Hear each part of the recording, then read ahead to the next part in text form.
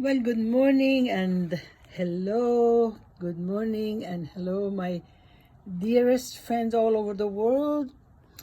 Some of you know that I have been taking a course in integrative medicine for mental health professionals just to increase my knowledge about the virtues and the use of food in both mental and physical health.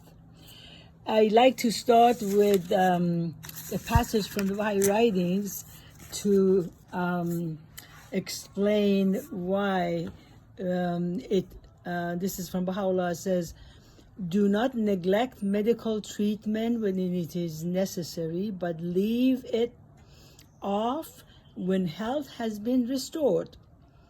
Treat disease through diet by preference, refraining from the use of drugs, and if you find what is required in a single herb, do not resort to a compound medicament.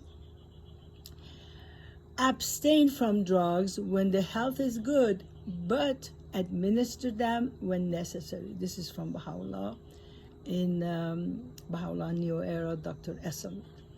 So I have collected a little harvest from my garden right now, this moment. This is October 19th, 2021.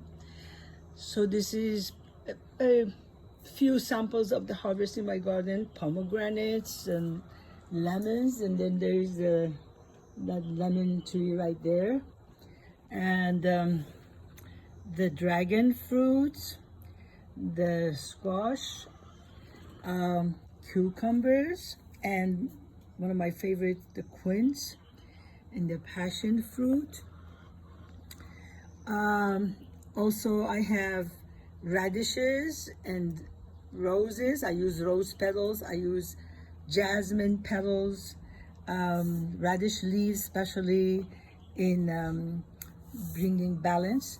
So one was interesting is the other day, I ran out of milk and I was needing some milk. So I said, okay, I'm going to make some almond milk instead of going to the store. So I just put some almonds in the blender, some water, some rose petals. I also had quince seeds soaking in the water and released its beautiful, delicious, healing jelly-like, like a gel almost.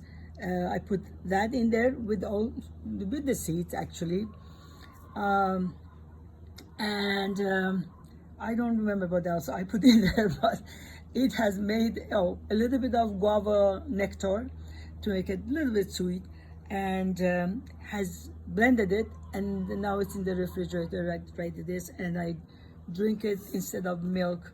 It's delicious and it's very nutritious. Also, I'm sharing with you the quince jam, or even though quince, this wonderful fruit, and has many properties, health properties, is yellow kind of it, but the jam, as you put it in the stove and gradually heat it and cook it, it oxidizes and becomes red by itself, this beautiful red color. All I do is wash the quince, take off the fuzz off of it, which is very easy, and cut it, take the seeds and the core out, and make a tea out of that. By the way, I just throw it in a pot with water, hot water, and some white tea and some lemon pieces from the garden, and make maybe even a few pomegranate seeds to make a delicious tea. So for the quince jam, I just cut it pieces, put it in a pot, put some little bit of water, some fresh lemon juice from the lemons of the garden, cardamom. I also put rose petals to add a flavor and the fragrance of roses, and just let it simmer, and not too much sugar, but enough.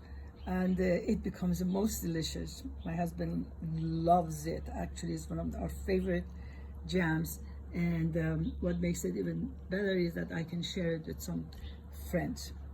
So there it is, the making the best of what nature can give us, engaging with it physically, emotionally, spiritually, reflecting on it, learning from it, weeding it, preparing it, pruning it, all the things that I absolutely have to do with my own self, and we each have to do with our own self, is represented in nature. So becoming literate in reading the book of nature is really a very important part of our well-being, of our feeling connected, sense of belonging, our joy, our happiness.